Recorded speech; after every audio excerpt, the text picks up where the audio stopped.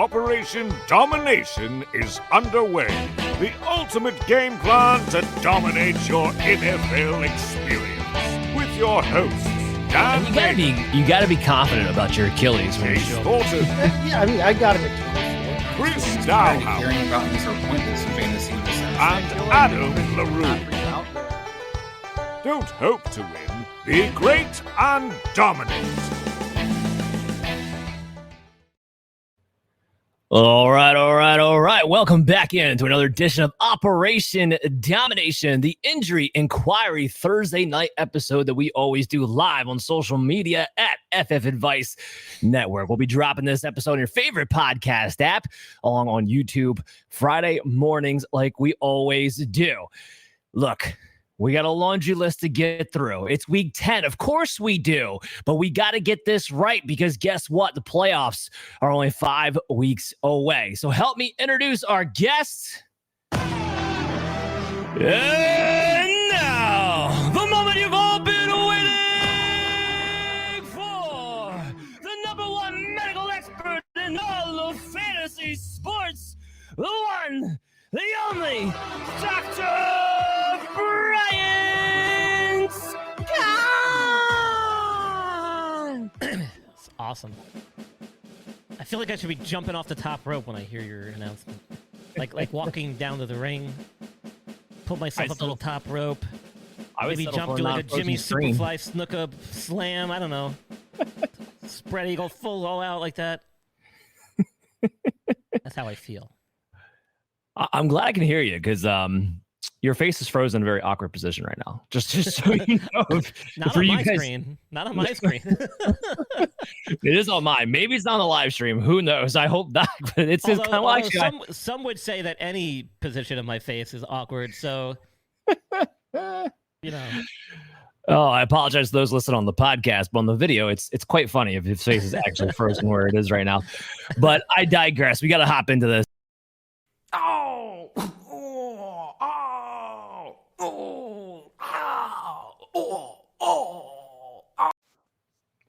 Oh, that's better. Now you're unfrozen. Maybe it was just the graphic we just needed to drop. All right, Bri. So first things up, Dak Prescott, I don't think he has a hamstring left, if I'm understanding the reporting correctly. Well, at his age, that's very possible. What do you got there? I mean, they're saying several weeks, so it's at least a mild injury. That's not good news with a guy who's been in the league as long as Dak has. Not a particularly mobile quarterback at this point in his career compared to what he was maybe back in the day. And maybe that's why he had this hamstring injury. But right out of the gate, they're saying it's going to be several weeks. So, at least 3 to 4 is my guess. Have they had their bye yet? I don't know. Oh, yeah, they had it already. So, does it spell a trip to IR? Possibly. We'll have to see. But yeah, I mean, the reports I was seeing was that they're talking about surgery.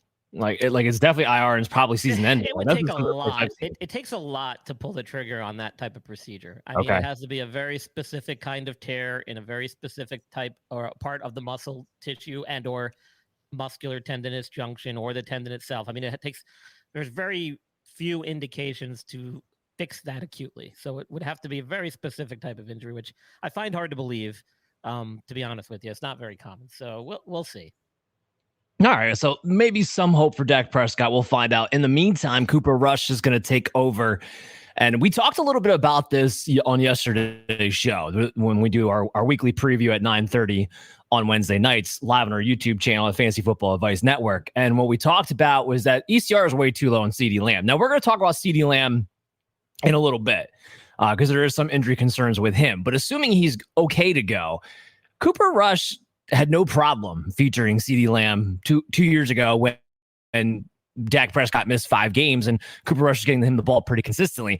Was he getting the ball downfield? Not necessarily, but Dak hasn't been getting the ball down the field to CeeDee Lamb this year either, for the most part. So I don't think this really hurts CeeDee Lamb. I think he's still a top 12 wide receiver, assuming he's healthy and good to go, even with Cooper Rush out there. Now, as far as Jake Ferguson goes, maybe Rico Dowdle, I don't know if it gets a little bit shakier for them.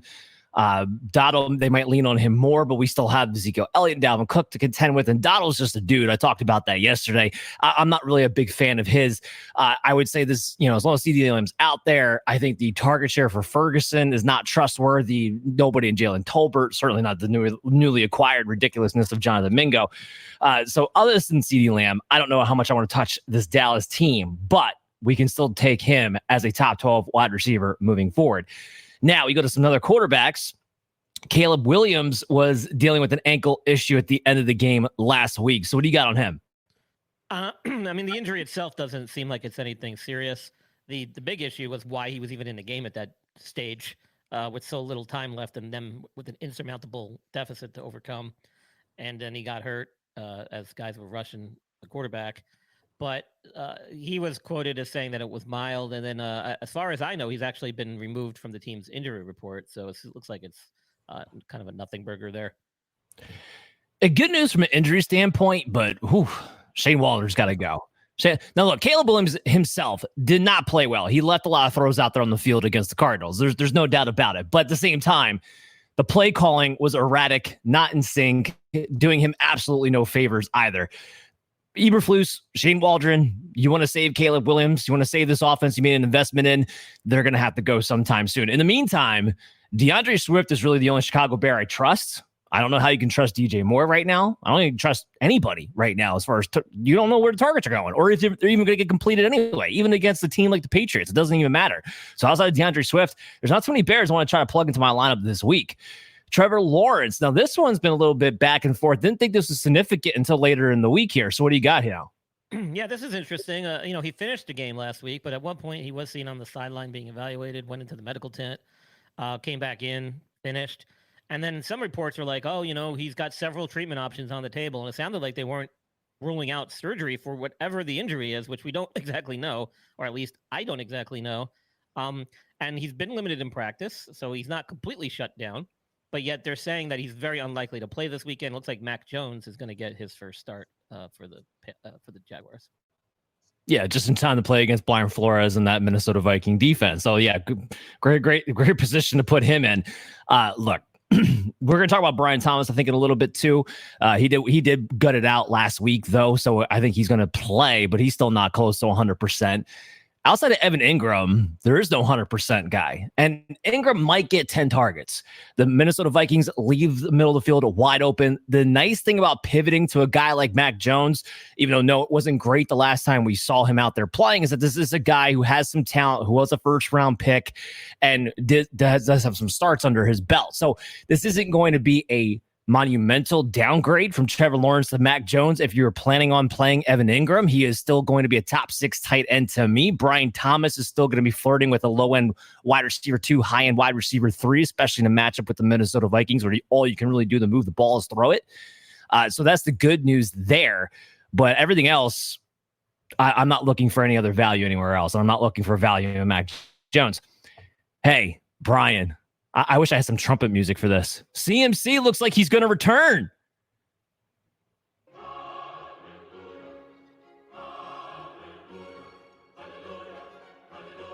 There we go. It's beautiful. That Absolutely pretty much beautiful. sums it up right there. I think that's all I need to say. I mean, so he's finally officially entered the 21-day window to get placed back on the active roster and return from these, and I plural Achilles issues, which have basically kept him out all season. I don't think he's going to need much time. I'm sure he's been doing extensive rehab. He's a very in-shape guy to begin with. He's always never skipped a beat in that regard. So, I mean, he could be ready this weekend. It sounds like it's all systems go. I mean, Kyle, now we don't know what his workload is going to be. And I think I talked about this after the show, post show, and me and Chris, Adam, the guys, we kind of hang out after the show, and I almost feel like we should do an episode just on what we talk about after the show, because I think it's just as interesting as what we do on the show. But we were talking about like what was going to be the expectation of Christian McCaffrey this weekend.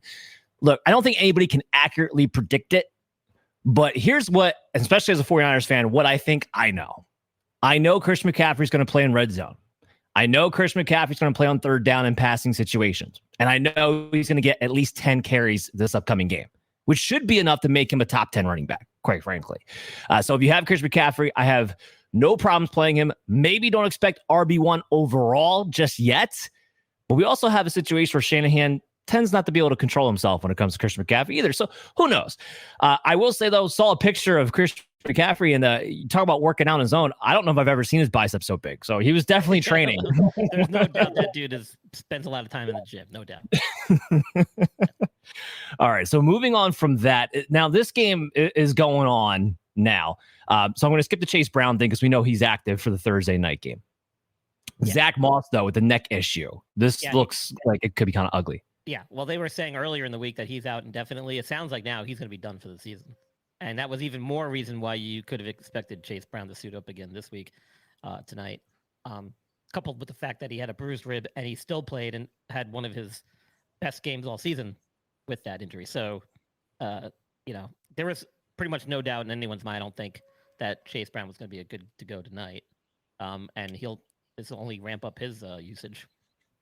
Well, yeah, so they make the trade for Khalil Herbert on Tuesday. Now, I don't expect them to have a big impact. Again, we're recording this Thursday night, so if you're listening to this on Friday, I don't know the results of the game yet. We're going to be watching it closely to see. But I do think from trading for Khalil Herbert, the things that Zach Taylor has commented on, I do think the ultimate goal is to make this a 60-40 split at some point. Now, that still favors Chase Brown. It still makes him a quality RB2, and with his explosiveness in certain matchups, maybe even a low-end RB1 with upside. But I don't think he's going to be running away with 30-plus touches every single week. I don't think that's the goal for a type like a Chase Brown either. So kind of keep that in mind. But I don't think the now presence of Khalil Herbert is going to make Chase Brown somebody you have to downgrade to a flex position like he was earlier with Zach Moss. That's not going to be the situation now moving forward for the rest of the season. Let's skip over to Brian Robinson. He's still dealing with that hamstring, missed last week. Sounded like he came back to practice a little bit, but what do you make of this? Yeah, well, he was almost good to go. It sounds like they actually was a last-minute scratch during warm-ups in the game last weekend against the Giants. So, Eckler, being a veteran, filled in admirably. They didn't really miss much there, I don't think. And then, limited action probably this week. It could be another true last-minute game time decision here, depending on how he fares the rest of the week practice. Yeah, so I'll have to keep our eyes on that. In his absence, we did see Austin Eckler lead the backfield, but they actually turned it into a three-man committee. Now, we've seen Brian Robinson miss games earlier in the season, and what we saw there was Austin Eckler came in, and then they also kind of sprinkled in Jeremy McNichols. This week, it was Austin Eckler, Jeremy McNichols, and then Chris Rodriguez playing a significant amount of the workload. So Eckler becomes a flex play if Brian Robinson is playing. Really, I should put it this way. Eckler's value doesn't change whether Brian Robinson's in or out of the lineup. He is a flex play either way because he gets the same workload regardless of which one's in the lineup there as far as the starter is concerned. Because McNichols and now Chris Rodriguez are going to get worked in enough in Brian Robinson's absence if that winds up being the case. If Brian Robinson's good to go, tough match against the Steelers, but you're still firing him up as an RB2. All right, so Bucky Irving, he's been having his toe issue. And look, I know he's been playing through it, but it's very strange that he is barely practicing at all and playing through it. No, not to me. That's actually, so when you have an injury like this, which now has kind of moved into the more chronic phase, it a lot of times there's no 100% recovery, no matter how much time you take off, unless you completely shut it down for the year. And their line of thinking here is probably, listen, this is where you're at. We have two options. We can kind of just keep going as we're going, and you can tough it out if you can do it all season, and we'll address it in the off season, whether it be surgically or not. Or we shut it down and we treat this the way it needs to be treated in order to get you back to 100%. And in some cases, and in a lot of cases, to be honest, with these particular type of injuries, guys will opt to kind of just play through it because it's not causing them to be 50% of what they are. He maybe is losing a step or two, but if he's at 85, 90% of what he normally is, for most guys, that's good enough, man. Let's keep going. Let's just ride this out. I'll deal with it later. There's big money riding on this, contract extensions possibly riding on this. Maybe it's actually for the team and for the good organization, who knows? But, there's a lot of things that go into that decision, a lot of it from the player themselves. So I think this is going to be where we see him or what we see him doing the rest of the way, unless he completely shuts it down. So here's the issue with that. So even if he's active, Bucky Irving was on track to where he was maybe taking enough of the work and on his way to taking even more work from Rachaad White to the point where we were about to start talking about him as a top 24 play. What this toe injury is doing is prohibiting him from being able to do that. Now they're going to sprinkle in a little bit more Sean Tucker. Rachaad White's not going to necessarily go away because they're going to be careful about the workload that they put on Bucky Irving. So basically what you have a situation here with the Tampa Bay backfield is that both Bucky Irving and Rachaad White, 2 weeks in a row now, I've ranked them back to back as high end RB3s. And I think that's kind of where they're going to wind up staying most weeks, frankly. Rachaad White, of course, getting a little bit more of the pass catching role. And as far as which one pops, it's going to just depend on which one gets the score that week. And it's going to be anybody's guess because their usage inside the red zone has been 50-50. So it stints what we thought we might be getting down to Bucky Irving down the stretch with the way things had been trending.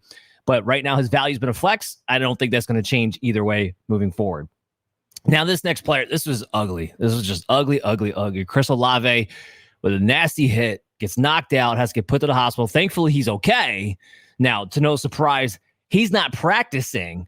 There is reports that he's going to be talking to specialists before deciding exactly maybe how much time he should miss.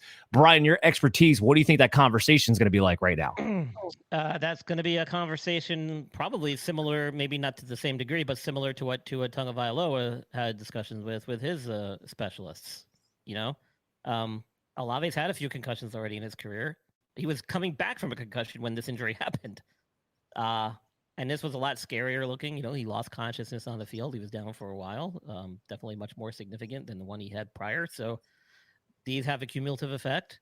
You've got to give the brain time to rest and heal and recover. And unfortunately, there's only one thing that can do that, and that's rest and time.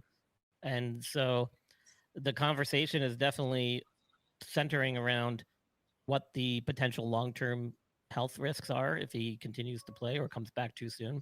And how that could affect the longevity of his career and overall health. So those are things that he has to weigh and consider. And then with the input from the specialist and the team's medical, staff, he'll have to come to a decision, and the team will have to kind of come to a decision what they're willing to let him do and when they're going to let him do it. But it's probably going to be several weeks before we even have an answer for that. Yes, it's a real interesting situation. Now, I'm no medical doctor. That's why I bring you here. But just reading from a football perspective of what I do and applying it to kind of what happened with the Tua's situation. We knew pretty early on that Tua was going to get put on IR. We knew pretty quickly he was going to go on IR. It doesn't sound like from both the Olave camp and the Saints camp that they're itching to pull that trigger quite as quickly. I don't think, and there's been people who have talked about this, I don't think this is going to cost them the rest of the season. I do think we are going to see Chris Olave back at some point this year. Now, that may change. Brian, to your point, you have to have conversations and see exactly what happens. But the way I'm reading this right now is that there's an intention of Chris Olave coming back at some point this season. I say this because there's people out there asking, should they drop Chris Olave from their fantasy lineups? No. You got to keep him on your bench because when he comes back, he's a great player with a great healthy target share. And I don't think we're going to lose him the entire year. We just kind of have to. I don't think you should ever drop a player in this situation without knowing for certain what the plan is and without having the definitive answer coming directly from the player or the organization. There is so much subjectivity involved when it comes to concussion management, symptomatology and stuff. You just don't know. And like we said before, it all has to do with time. So I would never recommend dropping a player simply because they've had a concussion or they've had multiple concussions until you know definitively what the plan is. If you can stash them on an IR spot, if that's available, do it. If not, just hold on to them until you get a final answer. Yeah, 100%. And I think we'll hopefully get some sort of idea before this weekend and what the plan is going to be moving forward. Drake London was dealing with a hip issue, but he has been able to practice at least in a limited capacity the past couple of days. Yeah, he scored a touchdown, then was seen on the sideline trying to work out a hip and was on the stationary bike. He ultimately did not return, but it was later reported from the organization directly that he had a hip pointer, which is basically just kind of like a bruise or a contusion to the hip, basically up by the pelvis of the, where you're kind of like where your belt rests on your hip. So it's a very common thing to see in football, contact sports. Not usually a huge deal. Most guys will get over it pretty quick. I don't see this costing him any significant time. All right. He may be out there this week. If he is, you got to plug and play him because they got a great matchup against the Saints. CeeDee Lamb. So we talked about this. We would get to this point. His shoulder AC joint sprain. What do you make of what's going on with him right now so far this week? Yeah, I mean, he'll probably be limited at practice. He's definitely not going to do any contact heading into the weekend. Depending on the severity here, he could play through it if it's a mild sprain or even a moderate sprain. Sometimes with just some extra padding and protective, additional padding over the AC joint there on top of the shoulder, you can play through it. As a receiver, yeah, it's going to affect him a little bit getting his hands up to make that grab. But not being at the running back position, I think gives him a little bit more of an advantage of playing through it. So we'll have to see as we get later into the week here. But he's probably going to have a questionable tag at the very least and probably be limited in practice. So it may be one of those game time decisions. Pay attention in this case to beat reporters because they'll know probably quicker than anybody else. Yeah, I mean, look, we watched Jordan Mason, a running back, play through this injury the last couple of weeks. Now, he wasn't nearly as effective, but as a wide receiver, he has a little bit more control on how badly he can get hit at times or how many hits he wants to take after catching the football, too. So, yeah, I expect to see CeeDee Lamb out there as well. A.J. Brown, so this was something that I thought we were going to be a little bit more concerned about. Now I don't think so much with his knee issue. No, he's actually made a return to full practice today from what I read. And it sounds like he's going to be cleared to go full tilt this weekend. He did have an MRI, I believe, earlier in the week or maybe late last week that didn't reveal any significant damage, just some type of contusion type injury, which is the best case scenario. So I think we'll see him back. What's going on with Buffalo and wrist injuries? Yeah, I don't know. It's weird. There's a lot of players with wrist injuries, and so Amari Cooper is trying to get back from his. He missed last week. Keon Coleman suffered a wrist injury in that game. I don't think he's practiced so far this week. So what do you got on the two of these guys? Well, the funny thing is that those two guys had a wrist injury, and then one of their defensive linemen, Dwayne Smoot, injured his wrist too, and is having to undergo season-ending surgery. So I guess luckily, or maybe not luckily, unluckily, the Bills are dealing with multiple people with wrist injuries. Two of them could potentially be playing this weekend because neither of them need surgery. And it's really not clear as to how significant it is, what type of injury it is. One was an injury that occurred, it sounds like Keon Coleman, when he landed on the ground trying to brace himself after a tackle. Not exactly sure what Amari Cooper's mechanism of injury was, but anytime you have that brace for impact type fall where you lay out on an or place your hands out in front of you with an outstretched arm, you always wonder or worry about more significant wrist injuries at that type of mechanism. Now, if you're talking about a direct impact or a direct hit, usually not as bad, which I have a feeling that's what Amari Cooper might have sustained. I'm not exactly sure. But either way, both players are probably going to be questionable. They'll probably be somewhat limited in practice, and they could, again, be game time decisions. They might be playing with it wrapped up potentially, which could affect their ability to catch. So a couple of things to keep your eye on. Yeah, for sure. And look, we'll find out more after the Friday practice reports. Make sure you're keeping your eyes peeled on that. But from my understanding of the reporting going on, I don't think we're expecting to see Keon Coleman this week. Now, Mark Cooper does sound like he might be active.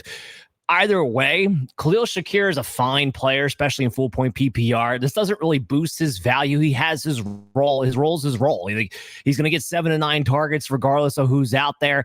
And you're hoping for, get a 10 yards per catch kind of type of deal. And you get a decent fantasy day that way. If Amari Cooper's back, then it's been a few weeks now. At least mentally, he should be enthralled into the offense, even if he hasn't been necessarily practicing and wasn't able to play last week. But I expect to see Amari Cooper to start to get going here. And especially if there's no Keon Coleman, Cooper's somebody I'm going to want to have in my lineup this week if he is out there. T. Higgins, again, this game is already going on. We already know he's not going to play in this game. He was ruled out. But with the quad issue, how much longer do you think this is going to linger? Yeah. So I wrote down it and I'll read it for you. He did not practice Monday, which traditionally is not a huge deal because it's not a huge practice day traditionally, unless you play Thursday night, which the Bengals do.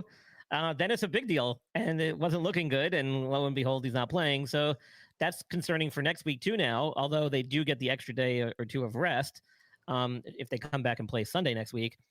But it sounds like it's a bigger deal than it should be. Most of the time, quad injuries are pretty mild. It's a very strong muscle group. It's not easily injured. Usually with contusions, what you see in football from a direct hit, you can get over that fairly quickly with no lingering issues. If it's a quad strain, different story. That takes a tremendous amount of force to cause injury to the quad. And if that's the case, the quad can take quite a while to heal. It's a huge muscle group, very important muscle group for movement, explosive movement, and type of activities. So certainly something we need to monitor heading into next week as well, but it could potentially spell another DNP. next week if he's not able to get back on the practice field at least. Well, and it's not like the Bengals are ever forthright in anything that's going on with their players.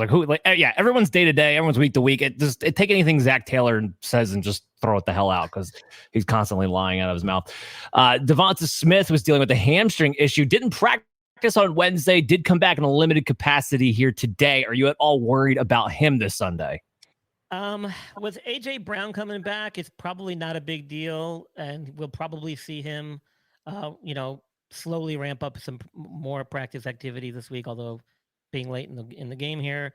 I think we'll see him probably limited in practice, but he should be available. It didn't sound like it was a major injury or at least anything serious. He's a veteran, so I think they were just using this week to give him some more time to recover. Knowing that AJ Brown's coming back, I think they'll be okay with letting him start. But if it does look like, or he does have any type of symptoms still there, or has any type of ill feelings, he could see some limited time depending on how that game unfolds. Yeah. So that was just something that was weird. It popped up. We didn't know about it during Sunday, but the fact that he's practicing limited capacity here on Thursday, I think he might be good to go. Darius Slayton, now he's actually, this just came on while we were recording this. He is already ruled out. He's not going to make the plane trip over to Germany. They went ahead and rolled him out with a concussion issue. So we can go ahead and so we can go ahead and just kind of skip over that one because we already know the answer to that. If it wasn't for that flight, if it wasn't for the transatlantic flight and playing in a different time zone, completely messing up their schedule, I'm sure he might have had a chance to come back. But as soon as you remembered that they played in Munich, there was probably very little shot that he was going to be making that trip. Yeah. Let's go to Xavier Leggett because he's been having a hand issue. And now, there's still no Adam Thielen. There's no Deontay Johnson. I know Jalen Coker's been in the mix, but he's kind of been the wide receiver 1 here for the Carolina Panthers and somebody who's been a wide receiver 4 in my rankings. So what do you got with his hand issue? Yeah, this shouldn't change any of that. It sounds like it's nothing serious. He did go and get it looked at in the locker room at halftime, but then came back out in the third quarter and finished the game. He was quoted afterwards as telling reporters that it's a little sore, but otherwise he feels fine and got no reason to doubt that we should see him full go. The Bucs can't catch a break with keeping wide receivers on the field here, man. Jalen McMillan, hamstring. Yeah, he tweaked it in practice apparently last Friday and then didn't play in their Monday night game. With Mike Evans being out, Godwin gone for the year, now McMillan, I should say, nursing this hamstring injury. That could spell problems getting it back on the field this week too, with the short turnaround. So if he can't, and again, like I say this all the time, if they can't get a full practice in on a tweaked hamstring that cost him a game last weekend, I don't see how it's going to happen again. So we'll keep our eye on that. But look, right now, Cade Otton is the only pass catching option that I want for the Tampa Bay Bucs. And they've done a great job featuring him. I mean, he's had double-digit targets every single week since Chris Godwin and Mike Evans have been out. Every single week. And he's been very productive in that.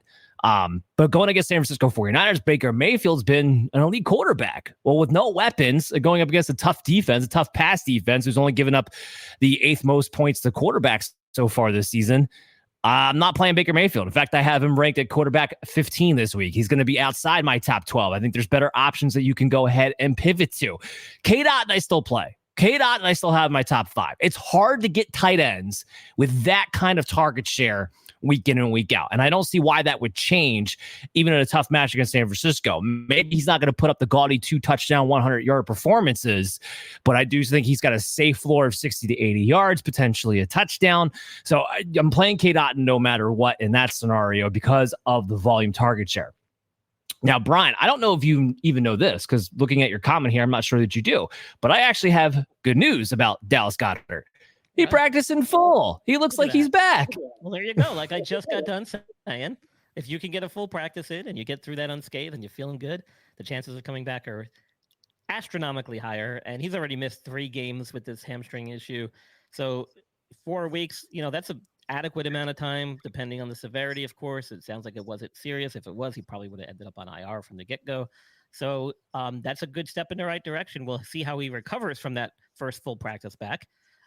Likely going to be a little sore. Wouldn't be shocked if he's a little bit limited on Friday if he is in fact sore, but that Well, doesn't necessarily mean that he's going to be I'll do out. you one better, Brian. I'm looking at the Eagles site right now. He's not even listed on the injury report. So I think, and like I was just finished in saying, it doesn't even if he was, I don't necessarily think that means he's out. So that's great news. We should see him suit up and finally make his return. And it's just funny because we had this conversation last night during our weekly preview for Week 10, talking about tight ends. Are tight ends back? We finally have a group of tight ends that are getting a healthy target share. I talked about how I was cautiously optimistic about the notion that tight ends are just back. One, there are a handful of tight ends like K. Dotton, like Evan Ingram, where it's context. Christian Kirk got hurt. K. Dotton had Saul Godwin and Mike Evans get hurt, and it led to a boost in target share. And in Goddard's case, he's about to come back. TJ Hockenson made his appearance last week. So I do think we're back to the point where we have 6 to 8 tight ends I think we actually want to play. And then we have a few streamers that we can kind of pick based off of matchup and context, depending upon what their target shares are looking like. It's not to what it was, or at least what we thought it was going to be in the beginning of the season. Because in the beginning of the year, if you remember, we thought we were actually going to have 12 tight ends to choose from, and everybody was going to be happy with a tight end to play this year. And then it just went, it was like you had George Kittle and everything else sucked. But I do think we're back from that point at the very least. So shout out there, Dallas Goedert back, somebody who's in that low end tight end 1, tight end 2 territory, usually speaking week in and week out anyway. And this week, I mean, the entire Eagles offense might just go off against the Dallas Cowboys. So, I mean, just play anybody you pretty much got coming up in this week. That's going to do it for us. Brian, make sure you tell everybody where to check you out at. What you got coming up? Yeah, on X at Injured List Pod, Instagram, Facebook, the Injured List Podcast, the website, theinjuredlist.com, and of course, that Sports Podcast Network and TSS Fantasy on Fridays and Sundays. And then I'm here every Thursday night with Dan on Operation Domination. What do I got coming up? Well, I've got some cool stuff coming up, actually. I've got a new episode that I'm going to be releasing hopefully next week sometime. And then on November 13th, I'll be heading down to Greenville, South Carolina to do a very special recording with Green, and I got to get this right. Green Gridiron. It's they do custom helmets, if I'm not mistaken. They're at the Fantasy Football Expo. Got to see some of their work. They're called Green Gridiron. They're based out of Greenville, South Carolina. They do some awesome stuff, customization with basically discarded, used professional football helmets, full sized. So I'm going to be doing a live video with them, talking about the history of the football helmet, the safety features, and all kind of the design features and stuff, and how it goes into it to help prevent against injuries to the head. So that'll be a lot of fun. I'm going to be driving down there doing that live in their studios, which is awesome. So I look forward to that, and hopefully I'll have that up not too long after we get done recording that for you guys to check out. Awesome. They're going to be surprising me with the helmet. I have no idea. I gave them some graphics. I gave them some color schemes, and they're going to kind of whip something up off the top of their heads for me. I'm kind of excited to see what they've put together. That's fantastic. Can't wait to see that one. They did some great work. We saw it there at the Fantasy Football Expo. Guys, make sure you come back next Wednesday at 9:30. We'll have the Week 11 preview for you here on Operation Domination, always live on the Fantasy Football Advice Network on YouTube, and download on your favorite podcast app. Everyone, good luck this weekend. Make sure you hit me up at Dan Mater FF if you have any fantasy football questions throughout the weekend, and we'll see you soon. Hey there, I want to thank you for watching Operation Domination today. And if you're enjoying the show, there are some ways you can help support us. You can go to podchaser.com/Operation Domination and leave us a 5-star review. And you can do this on any podcast platform or on our YouTube page when you go to @FF Advice Network. This completely helps out the show be able to grow, and also leave us comments to let us know how we can curtail the show to you, because you are the most important member of the show. So again, go to podchaser.com/Operation Domination to leave a 5-star review and leave a comment wherever you listen or watch the show, and we'll help better serve you.